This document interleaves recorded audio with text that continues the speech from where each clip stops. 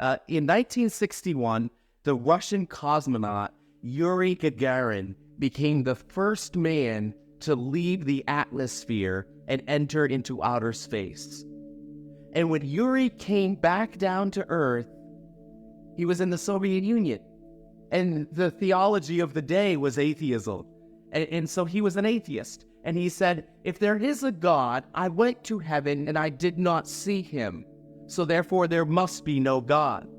And C.S. Lewis was still alive at the time. And C.S. Lewis wrote an essay called The Seeing Eye.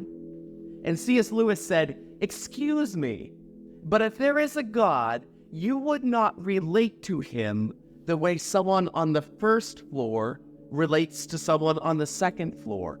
In other words, you wouldn't go up and out and meet God. You would relate to God the way Hamlet relates to Shakespeare. How does Hamlet relate to Shakespeare? Hamlet was a character in a play.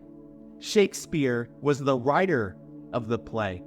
And so C.S. Lewis said, the only way for Hamlet to know Shakespeare is if Shakespeare writes himself into the play. If you've never heard the gospel, I want to share with you that this is kind of it. It's that the Lord Creator Jesus in John 1 says he's the creator God. He created all things, and he wrote himself into the story.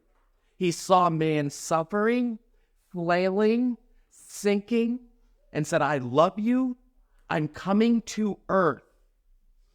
All other religions are, we can call them mountains. All religions are like a mountain, and they're just different paths up the same mountain getting to God. That might be true of many religions, but Christianity, that is not true. Christianity is the only religion where God comes down from the mountain and meets with man in his suffering, in his pain, and says, I feel you. I want to feel everything you're going through. All of your betrayal, all of your abandonment, all of your hurt, all of your pain. I am with you, and I'm bringing you out of that.